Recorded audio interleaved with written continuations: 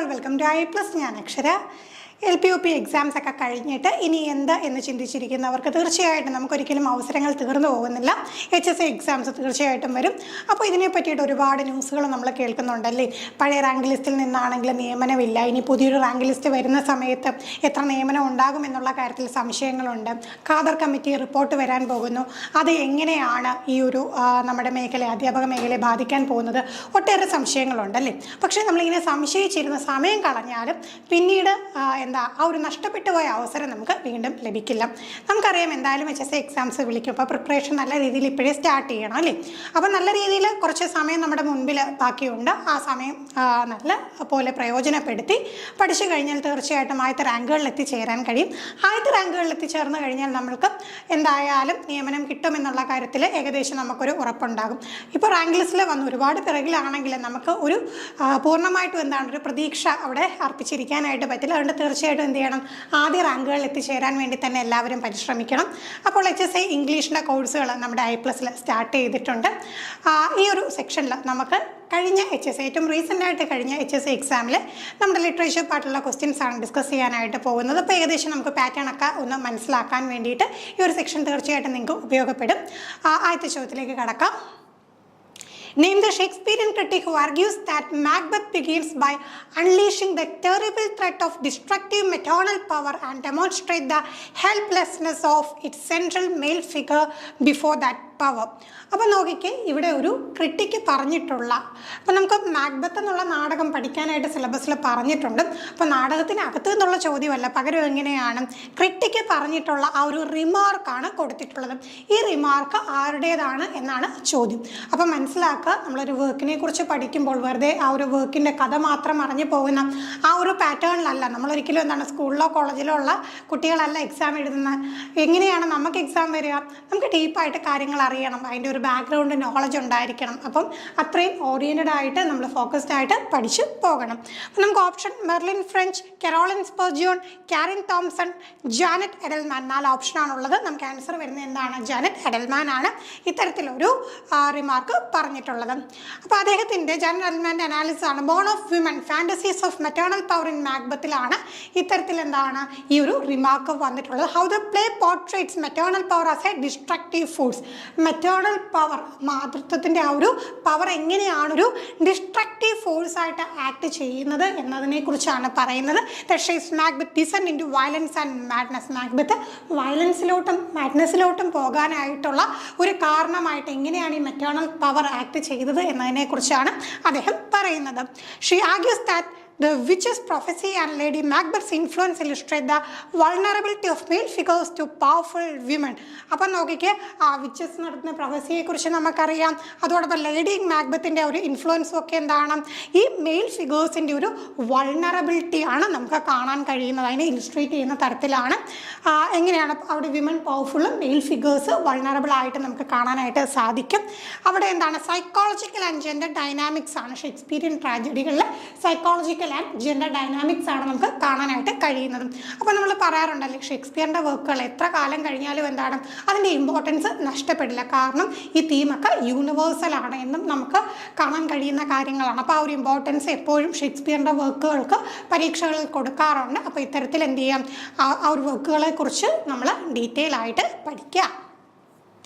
അടുത്ത ചോദ്യം, the school for scandal was first performed in London at dash on 8 May 1777. അപ്പം നോക്കിക്കുക, നമുക്ക് നാടകങ്ങൾ ഒക്കെ ആണെങ്കിൽ അത് എപ്പോൾ സ്റ്റേജ് ചെയ്തു എന്നുള്ള തരത്തിൽ ചോദ്യങ്ങൾ ചോദിക്കാറുണ്ട്. ഇനി അല്ലാതുള്ള വർക്ക്സ് ആണെങ്കിൽ, പോയമും ഫിക്ഷനും ഒക്കെ ആണെങ്കിൽ എപ്പോഴാണ് പബ്ലിഷ് ചെയ്തത് എന്ന് ചോദിക്കാറുണ്ട്. അപ്പോൾ എന്ത് ചെയ്യുക, നിങ്ങൾ പഠിക്കുന്ന വർക്കുകളെല്ലാം നമുക്കിപ്പോൾ കറക്റ്റ് ഡേറ്റ് കാണാതെ പഠിക്കണമെന്നല്ല, ഏകദേശം നമ്മുടെ സിലബസിൽ കൊടുത്തേക്കുന്ന വർക്കുകൾ ഏകദേശമെങ്കിലും ഏതൊരു ടൈമിൽ ആയിട്ടാണ് പബ്ലിഷ് ചെയ്തതിനെ കുറിച്ച് നമുക്കൊരു ധാരണ വേണം. ഇവിടെ നോക്കിക്കേ, ഇവിടെ നമുക്ക് ഡേറ്റ് തന്നിട്ടുണ്ട്, എവിടെ വെച്ചാണ്, ലണ്ടനിൽ എവിടെ വെച്ചാണ് ഈ ഒരു പെർട്ടിക്കുലർ പ്ലേ സ്റ്റേജ് പെർഫോം ചെയ്തത് എന്നാണ് ചോദ്യം. Covent Garden, London Coliseum, Drury Lane, Barbican. 4 ഓപ്ഷനാണ് നമുക്കുള്ളത്. നമുക്ക് അറിയാം ഡ്യൂറി ലൈനിൽ വെച്ചാണ് ഈ ഒരു നാടകം ആദ്യമായിട്ട് സ്റ്റേജ് ചെയ്തത്. നമുക്കറിയാം സ്കൂൾ ഫോർ സ്കാൻഡൽ ആരുടെ വർക്കാണ്? റിച്ചാർഡ് ഷ്രീഡൻ്റെ വർക്കാണ്. റിച്ചാർഡ് ബ്രിൻസ്ലി ഷ്രീഡൻ്റെ വർക്കാണ്. തിയേറ്റർ റോയലിലാണ് ഈ ഒരു പെർട്ടിക്കുലർ ഡേറ്റിൽ നമുക്ക് ഈ ഒരു നാടകം പെർഫോം ചെയ്തതായിട്ട് അറിയാൻ കഴിയുന്നത്. അപ്പോൾ this theatre known simply as Drury Lane. അപ്പം തിയേറ്റർ റോയൽ എന്നും ഡ്യൂറി ലൈൻ എന്നും അറിയപ്പെട്ടാലും രണ്ടും ഒന്ന് തന്നെയാണ്. പ്രൊമിനൻറ്റ് വെന്യൂ ആണ് ലണ്ടനിൽ. പ്രധാനമായിട്ടും എന്താണ് തിയേറ്ററിക്കൽ പ്രൊഡക്ഷൻസ്, 18th സെഞ്ച്വറിയിലുള്ള തിയേറ്ററിക്കൽ പ്രൊഡക്ഷൻസ് ഒക്കെ നമുക്ക് കാണാൻ കഴിയുന്ന ഒരു സ്റ്റേജായിരുന്നു. അപ്പം നമുക്ക് മനസ്സിലാക്കാം ആ ഒരു ഇംഗ്ലീഷ് ലിറ്ററേച്ചർ ആൻഡ് തിയേറ്ററിൻ്റെ ഒരു പോപ്പുലാരിറ്റി അത് ഏറ്റവും എന്താണ് നല്ല ഒരു രീതിയിൽ നിൽക്കുന്ന ഒരു ടൈമായിരുന്നു. അപ്പോൾ അതിൻ്റെ ഒരു തുടക്കമായിട്ട് അത്രയും പോപ്പുലാരിറ്റിയിലോട്ട് കൊണ്ടുപോകുന്നതിൽ ഒരു വളരെ വലിയ പങ്ക് വഹിച്ച ഒരു പ്ലേ തന്നെയാണ് സ്കൂൾ ഫോർ സ്കാൻഡൽ. അടുത്ത ചോദ്യം, upon his return to Hertfordshire, whose death Jack announced to Miss Prism and Dr. Chasuble. അപ്പം നാടകങ്ങൾ പഠിക്കാനുണ്ടെന്ന് നമുക്കറിയാം. അതിനകത്ത് നിന്ന് ചോദ്യങ്ങൾ വന്നിട്ടുണ്ട്. അപ്പോൾ എന്താണ് കൃത്യമായിട്ട് കഥ കംപ്ലീറ്റ് ആയിട്ട് നമ്മൾ അറിഞ്ഞിരിക്കണം. ഇപ്പോൾ ഇവിടെ ഒരു പർട്ടിക്കുലർ ഇൻസിഡൻറ്റിനെ കുറിച്ചാണ് ചോദിക്കുന്നത്. ഹെഡ്ഫോർഡ്ഷയറിൽ നിന്ന് മടങ്ങിയെത്തിയ ശേഷം ജാക്ക് ആരുടെ മരണത്തെ പറ്റിയാണ് മിസ് പ്രിസത്തോടും ഡോക്ടർ ചോസ്ബിളിനോടും പറയുന്നത്? Algernon, Cecily's brother, Cecily's sisters, Ernest. ഇതിൽ ആരുടെ മരണത്തെക്കുറിച്ചാണ് പറഞ്ഞതെന്ന് ചോദിച്ചു കഴിഞ്ഞാൽ നമുക്കറിയാം ആരുടേതാണ്? ഏണസ്റ്റിൻ്റെ മരണത്തെക്കുറിച്ചാണ് അനൗൺസ് ചെയ്യുന്നത്. Jack announce the death of Ernest. ശരിക്കും ഏണസ്റ്റ് എന്ന് പറയുന്ന ഒരാളുണ്ടോ? ഇല്ല. Who is actually his fictional alter ego. അദ്ദേഹത്തിൻ്റെ ഒരു ആൾട്ടർ ഈഗോ ആണ്. അപ്പം അങ്ങനെ ആളൊന്നും ഇല്ല, പക്ഷേ എല്ലാവരോടും പറയാറുണ്ട് ഇതുപോലെ ഏണസ്റ്റ് എന്ന് പറഞ്ഞൊരു വ്യക്തി ഉണ്ടെന്ന് പറയാറുണ്ടല്ലേ. അപ്പോൾ മിസ് പ്രിസത്തോടും ഡോക്ടർ ചോസബിളിനോടും ഹെഡ്ഫോർഡ്ഷയറിൽ നിന്ന് വരുന്ന കാര്യം വന്നിട്ട് പറയുന്ന രീതിയിലാണ്. വർക്ക് ഏതാണെന്ന് ചോദിച്ചാൽ ഓസ്കാർ വൈൽഡിൻ്റെ ഏതാണ് the importance of being Earnest. അപ്പോൾ എന്നൊക്കെ ഈ ഒരു സിലബസിൽ, പരീക്ഷയുടെ സിലബസിൽ ഈ ഒരു നാടകം വന്നിട്ടുണ്ടോ അന്നെല്ലാം ഇതിൽ ഉറപ്പായിട്ടും ചോദ്യം ചോദിച്ചിട്ടുണ്ട്. ഇതിന് മുമ്പാണെങ്കിൽ ഇതിൻ്റെ സബ് ടൈറ്റിലാണ് ചോദിച്ചത്, trivial comedy for serious people എന്നായിരുന്നു. ഓക്കെ, അടുത്ത ചോദ്യം, Higgins claims that English is the language of the Queen, noblest race, Shakespeare, Milton and the Bible, the elite class. Higgins എന്നുള്ള കഥാപാത്രം പിഗ്മാലിയോണിൽ നിന്നാണെന്ന് നമുക്കറിയാം. അദ്ദേഹം എന്താണ് പറഞ്ഞത് ഇംഗ്ലീഷ് എന്നുള്ള ലാംഗ്വേജിനെ കുറിച്ച്? അത് ആരുടെ ഭാഷയാണെന്നാണ്? Shakespeare, Milton and Bible. അങ്ങനെയാണ് ഇംഗ്ലീഷ് ലാംഗ്വേജിൻ്റെ ഒരു പ്രാധാന്യം എന്ന് അദ്ദേഹം പറഞ്ഞത്. അപ്പോൾ ഈ ഒരു ഫ്രേസ് നമുക്ക് കാണാൻ കഴിയും. ആരാണ്? Professor Henry Higgins, George Bernard ഷായുടെ പ്ലേ ആയിട്ടുള്ള പിഗ്മാലിയോണിൽ അദ്ദേഹം പറയുന്നതാണ്. ദ പ്ലേ 1913 ഫസ്റ്റ് പെർഫോം ചെയ്തത്. എന്താണ് ഇതിൻ്റെ തീം എന്ന് പറഞ്ഞാൽ എന്തായിരുന്നു? ഫോണറ്റിക്സ് പ്രൊഫസർ ആയിരുന്ന ഹെൻറി ഹിഗിൻസും അദ്ദേഹം എന്ത് ചെയ്യുന്നു? എലിസ ഡൂലിറ്റിൽ എന്ന പേരുള്ള കൊക്നി ഫ്ലവർ, കൊക്നി ആക്സെൻറ്റ് സംസാരിക്കുന്ന പെൺകുട്ടി. അപ്പോൾ എന്ത് ചെയ്യുന്നു? അവളൊരു റിഫൈൻഡ് ലേഡിയാക്കി മാറ്റാൻ ശ്രമിക്കുന്നു. എങ്ങനെയാണ്? Teach her to speak with upper class accent. Upper ക്ലാസ്സിലുള്ള ആളുകൾ എങ്ങനെ സംസാരിക്കുന്നു ആ ഒരു ആക്സെൻറ്റ് സംസാരിക്കാനായിട്ട് അവളെ പരിശീലിപ്പിച്ചുകൊണ്ട് അവളെ ഒരു റിഫൈൻഡ് ലേഡിയാക്കി മാറ്റാൻ ശ്രമിക്കുന്ന ഒരു കഥയാണ് നമ്മൾക്ക് ഈ ഒരു നാടകത്തിൽ കാണാനായിട്ട് കഴിയുന്നത്. പിന്നീട് ഇതിൻ്റെ ഫിലിം അഡാപ്റ്റേഷൻ വരുന്നുണ്ട്. മൈ ഫെയർ ലേഡി എന്ന് പറഞ്ഞിട്ട് ഇതിന് അഡാപ്റ്റേഷനും വരുന്നുണ്ട്. അടുത്തത്, what does Nora bring into the cottage at the beginning. അപ്പം നമുക്ക് ശ്രദ്ധിക്കേണ്ട കാര്യം, ഈ ഒരു പെർട്ടിക്കുലർ നാടകത്തിൽ എന്താണ് ഇന്ന വ്യക്തി കൊണ്ടുവരുന്നത്, അങ്ങനെ പ്രത്യേകം നാടകത്തിൻ്റെ പേരൊന്നും എടുത്തു തരണമെന്ന് നിർബന്ധമൊന്നുമില്ല. ഓരോ വർക്കും പഠിക്കുമ്പോൾ അതിലെ ക്യാരക്ടേഴ്സിനെ കുറിച്ച് നല്ല രീതിയിൽ നമ്മൾ അറിഞ്ഞിരിക്കണം. എന്താണ് നോറ തുടക്കത്തിൽ കൊണ്ടുവരുന്നത്? Turf, plain white boards, the bundle of clothes, bread. എന്താണ് നോറ കൊണ്ടുവരുന്നത്? ബണ്ടിൽ ഓഫ് ക്ലോത്ത്സ് ആണ് നോറ കൊണ്ടുവരുന്നത്. അപ്പോൾ ഇത് എവിടെ നിന്നാണ് ചോദ്യം? ജെയിംസ് ഇഞ്ചയുടെ പ്ലേ ആയിട്ടുള്ള റൈഡേഴ്സ് ടു ദ സീയിൽ നിന്നാണ് ഈ ഒരു ചോദ്യം വരുന്നത്. ബിഗിനിങ്ങിൽ നോറ വൺ ഓഫ് ദ ക്യാരക്ടറാണ്. ഒരു ബണ്ടിൽ ഓഫ് ക്ലോത്ത്സ് കൊണ്ടുവരുന്നുണ്ട്. ആ ബണ്ടിൽ എന്താണ്? ഡ്രൗണ്ട് മാൻ, ഒഴുകിപ്പോയ ഡ്രൗണ്ട് ആയിട്ടുള്ള മാനിൽ നിന്ന് കിട്ടിയ ഒരു ക്ലോത്ത്സ് ആണ്. അപ്പോൾ നോറയുടെ സിസ്റ്ററായിട്ടുള്ള കാതലിനും എന്ത് ചെയ്യുന്നു? ആ ക്ലോത്ത്സ് അവരുടെ ബ്രദറായിട്ടുള്ള മൈക്കിളിൻ്റെ ആണോ എന്നുള്ള കാര്യം ഉറപ്പ് വരുത്താൻ വേണ്ടിയിട്ട് കൊണ്ടുവരികയാണ്. അപ്പോൾ ഈ ഒരു തുടക്കത്തിൽ ഇങ്ങനെ കാണുമ്പോൾ തന്നെ എന്താണ് നാടകത്തിൻ്റെ ഒരു സെറ്റിങ്, അതിൻ്റെ ഒരു ടോൺ എങ്ങനെയാണെന്ന് നമുക്ക് മനസ്സിലാക്കിയെടുക്കണം. അപ്പോൾ എന്താണ് ലോസും ഹാഷ് റിയാലിറ്റീസ് ഓഫ് ലൈഫ്, നഷ്ടങ്ങളും, പിന്നെ എന്താണ് ജീവിതത്തിൻ്റെ ഈ ഒരു ഹാഷായിട്ടുള്ള മുഖങ്ങളും ഒക്കെ എന്താണ് ആരൺ ഐലൻഡിലുള്ള ആളുകളുടെ ജീവിതത്തെക്കുറിച്ച് പറയാനായിട്ടൊരു ഒരു സെറ്റിംഗ് റെഡിയാക്കി തരികയാണ്. ഈ ഒരു പെർട്ടിക്കുലർ ടോൺ റെഡിയാക്കി തരുവാണ് ഈ ഒരു പെർട്ടിക്കുലർ സീൻ എന്ന് പറയുന്നത്. അടുത്ത which is not one of Estragon's characteristics. എസ്ട്രാഗൻ്റെ ക്യാരക്ടറിസ്റ്റിക്സ് അല്ലാത്തത് ഈ കൂട്ടത്തിൽ ഏതാണ്? നമുക്കറിയാം വെയിറ്റിംഗ് ഫോർ ഗോദോ, സാമുവൽ ബെക്കറ്റിൻ്റെ വെയിറ്റിംഗ് ഫോർ ഗോദോയിൽ നിന്നുള്ള ചോദ്യമാണ്. ആ കൂടെ നമുക്ക് എന്താണ് 4 ക്യാരക്ടേഴ്സേ പഠിക്കാനുള്ളൂ. അപ്പം നമുക്ക് നോക്കാം എസ്ട്രാഗൻ്റെ ക്യാരക്ടർ അല്ലാത്തത് ഏത്? Weakness, poor memory, egoistical, sadistic. നമുക്കിവിടെ എന്താണ് ആൻസർ വരിക? ഇഗോയിസ്റ്റിക്കൽ അല്ല എസ്ട്രാഗൻ. അടുത്ത ചോദ്യം what is the name of the restaurant where Happy and Biff take Willy. അപ്പം നോക്കിക്കേ ക്യാരക്ടേഴ്സിൻ്റെയൊക്കെ പേര് എഴുതുന്നുള്ള ഏത് വർക്കാണെന്നൊന്നും പറയില്ല. അപ്പോൾ ഓരോ വർക്കിലെയും ക്യാരക്ടേഴ്സിനെ നമ്മൾ കൃത്യമായിട്ട് അറിഞ്ഞിരിക്കണം. The Carnegie Deli, sea food, Frank's chop house, Sam's hoagie shop. അപ്പോൾ എവിടെ വെച്ചാണ് ഈ ഒരു ഹാപ്പിയും ബിഫും വില്ലിയെ കൊണ്ടുപോകുന്നതെന്നാണ്. അപ്പോൾ എവിടെയാണ്? ഫ്രാങ്ക്സ് ഷോപ്പ് ഹൗസ് ആണ് ആ ഒരു പെർട്ടിക്കുലർ റെസ്റ്റോറൻറ്റിൻ്റെ പേരെന്ന് പറയുന്നത്. ആദർ മില്ലറിൻ്റെ പ്ലേ ആയിട്ടുള്ള ഡെത്ത് ഓഫ് എ സെയിൽസ്മാനിൽ നിന്നുള്ള ഒരു കാര്യമാണ് നമ്മൾ പറഞ്ഞത്. ഹാപ്പിയും ബിഫും എന്ത് ചെയ്യുന്നു? അവരുടെ ഫാദർ വില്ലി ലോമാനെ ഫ്രാങ്ക്സ് ഷോപ്പ് ഹൗസിൽ നിന്നാണ് കൊണ്ടുപോകുന്നത്. അപ്പോൾ ഈ റെസ്റ്റോറൻറ്റ് എന്ന് പറയുന്നത് എന്താണ്? വളരെ ഇമ്പോർട്ടൻ്റ് ആയിട്ടുള്ളൊരു സീനാണ്. അപ്പം വളരെ എന്താണ് ട്രിവിയൽ ആയിട്ടുള്ള കാര്യങ്ങളൊക്കെ ചോദിക്കണമെന്നില്ല. എന്തെങ്കിലുമൊക്കെ ഒരു ഇമ്പോർട്ടൻസ് ഉള്ള കാര്യങ്ങളാണെങ്കിൽ തീർച്ചയായിട്ടും ആ ഒരു പർട്ടിക്കുലർ സ്ഥലങ്ങളുടെയൊക്കെ പേര് പറയുവാണെങ്കിൽ പഠിച്ചു വെക്കാം. അവിടെയാണ് ടെൻഷൻ റൈസ് ചെയ്യുന്നതും ഒരുപാട് സിഗ്നിഫിക്കൻ്റ് ആയിട്ടുള്ള കുറേ കാര്യങ്ങൾ ഇങ്ങനെ ചുരുളഴിയുന്നതും ഒക്കെ ഈ ഒരു പെർട്ടിക്കുലർ ആയിട്ടുള്ള ഒരു സംഭവം അതുമായിട്ട് ബന്ധപ്പെട്ടിട്ടാണ്. അടുത്തത് for what is Tom pay membership dues with the money earmarked for the electricity bill. The Society of Poets and Writers, the Union of Merchant Seamen, the Union of Industrial Shipping Clerks and Stockmen, the United Brotherhood of Seamen. എന്താണ് ആ ഒരു Tom membership pay ചെയ്യുന്ന എവിടത്തേക്ക് വേണ്ടിയിട്ടാണെന്നാണ്? The union of merchant seamen ആണ്. അപ്പോൾ ഈ ഒരു പെർട്ടിക്കുലർ ആയിട്ടുള്ള ഈ ഒരു സീൻ എവിടെയാണ് വരുന്നത്? നമുക്ക് മനസ്സിലാക്കാം. ടെന്നീസി വില്യംസിൻ്റെ പ്ലേ ആയിട്ടുള്ള ഗ്ലാസ് മെനാഗറിയിൽ നിന്നാണ്. ടോം വിങ്ഫീൽഡ് എന്ത് ചെയ്യുന്നു? ഇലക്ട്രിസിറ്റി ബില്ല് അടയ്ക്കാനായിട്ടുള്ള പൈസ എടുത്തിട്ട് എന്ത് ചെയ്യുന്നു? യൂണിയൻ ഓഫ് മെർച്ചൻറ്റ് സീമനിൽ ബില്ല് ആ ഒരു മെമ്പർഷിപ്പ് ബില്ലിന് വേണ്ടിയിട്ട് കൊണ്ടുപോയി അടയ്ക്കുന്നു. അപ്പോൾ ഇത് നമുക്ക് മനസ്സിലാക്കാം. അയാൾക്ക് എന്താണ് ഈ ഒരു അയാളുടെ ലൈഫിൽ നിന്ന് ഒരു രക്ഷപ്പെടൽ വേണം. എങ്ങോട്ടാണ്? കുറച്ച് അഡ്വഞ്ചറും ഫ്രീഡം ഒക്കെ കിട്ടുന്ന രീതിയിൽ. ഈ ഗ്ലാസ് മെനാഗറി എന്ന് പറയുന്ന ആ പർട്ടിക്കുലർ പ്ലേ നമ്മുടെ മലയാള സിനിമയിലേക്ക് അഡാപ്റ്റ് ചെയ്തിട്ടുണ്ട്. അകലെ എന്നുള്ള ഒരു മൂവി ഈ ഒരു പെർട്ടിക്കുലർ നാടകത്തിൻ്റെ അഡാപ്റ്റേഷനാണ്. അടുത്തത് Nagamandala is based on 2 folk stories which Karnad heard from his guru.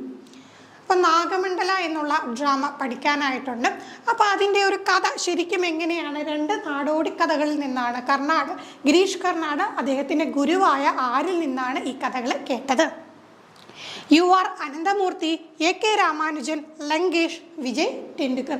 അതിൽ നിന്നാ കഥകൾ കേട്ടതെന്ന് ചോദിച്ചാൽ AK രാമാനുജനിൽ നിന്നാണ് ഈ കഥകൾ അദ്ദേഹം കേട്ടിട്ടുള്ളത്.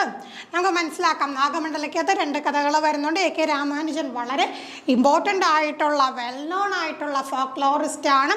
അതോടൊപ്പം അദ്ദേഹം പോയറ്റാണ്, സ്കോളറാണ്. അദ്ദേഹത്തിൽ നിന്നാണ് ഇത്തരത്തിലുള്ള കഥകൾ കേട്ടിട്ടുള്ളത്. രാമാനുജൻ്റെ വർക്ക്സ് നമുക്കറിയാലോ.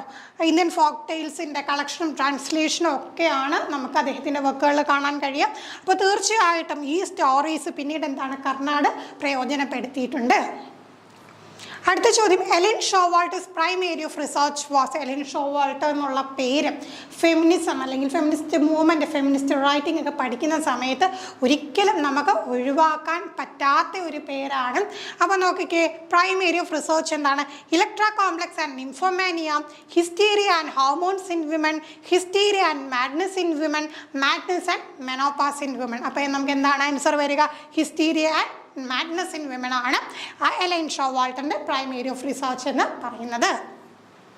അടുത്തത് according to Bharata, rasa is the result of vibhava, anubhava and vyabhichari bhava combining to form dash. കാരുണ്യഭാവ, ശൃംഗാരഭാവ, സ്ഥായി ഭാവ, വിഭത്സ ഭാവം. അപ്പം നോക്കിക്കേ, നമുക്ക് ഇന്ത്യൻ ഈസ്തറ്റിക്സ് എന്നുള്ള ഭാഗത്ത് നിന്നും രസായും അതോടൊപ്പം ധ്വനിയും പഠിക്കാനായിട്ടുണ്ട്. രസസൂത്രവുമായി ബന്ധപ്പെട്ട ഒരു ചോദ്യമാണല്ലേ. വിഭാവവും അനുഭാവവും വ്യഭിചാരി ഭാവവും കൂടെ ചേർന്നിട്ടുകൊണ്ട് എന്തുണ്ടാകുന്നു എന്നാണ് ചോദ്യം. എന്താണ്? സ്ഥായി ഭാവം ഉണ്ടാകുന്നു. ഓക്കെ. ഇപ്പോൾ ഭരതമുനിയുടെ തിയറിയാണ് Indian aesthetics and dramatic theory ആയിട്ട് ബന്ധപ്പെട്ടത്. ഇപ്പോൾ ഈ രസ എന്ന് പറയുന്നത് എന്താണ്? ഈസ്തറ്റിക് എക്സ്പീരിയൻസ് ആണ് രസ എന്ന് പറയുന്നത്. അപ്പോൾ എന്താണ് വിഭാവ? വിഭാവ എന്ന് പറയുമ്പോൾ ഡിറ്റർമിനൻസ് ആണ്. അനുഭവ എന്ന് പറയുമ്പോൾ കോൺസിക്വൻറ്റ് റിയാക്ഷൻ ആണ്. വ്യഭിചാരി ഭാവ എന്ന് പറയുമ്പോൾ എന്താണ്? ട്രാൻസിറ്ററി ഇമോഷൻ ആണ്. അപ്പം സ്ഥിരമായിട്ട് ഇങ്ങനെ നിൽക്കാതെ മാറി മറിയുന്ന ഇമോഷൻസ് ആണ്. അപ്പോൾ ഇതെല്ലാം കൂടെ ചേർന്നുകൊണ്ടാണ് എന്ത് ഇവോക്ക് ചെയ്യുന്നത്? സ്ഥായി ഭാവം ഇവോക്ക് ചെയ്യുന്നത്. അപ്പം നോക്കിക്കേ, എന്താണ് ഈ സ്ഥായി ഭാവം എന്ന് പറയുന്നത്? ഡോമിനൻ്റ് ആയിട്ടുള്ള ഇമോഷണൽ സ്റ്റേറ്റ് അല്ലെങ്കിൽ പെർമനൻറ്റ് മോഡ്. നമ്മൾ പറയല്ലേ അയാളുടെ സ്ഥായി ഭാവം ഇങ്ങനെയാണ്, എപ്പോഴും ഇങ്ങനെയാണ്, സങ്കടപ്പെട്ടിരിക്കും എന്നൊക്കെ നമ്മൾ പറയാറുണ്ടല്ലോ. അപ്പോൾ എന്താണ് ഈ സ്ഥായി ഭാവം എന്ന് വെച്ചാൽ ഇമോഷണൽ സ്റ്റേറ്റ് അല്ലെങ്കിൽ പെർമനൻറ്റ് മോഡാണ്.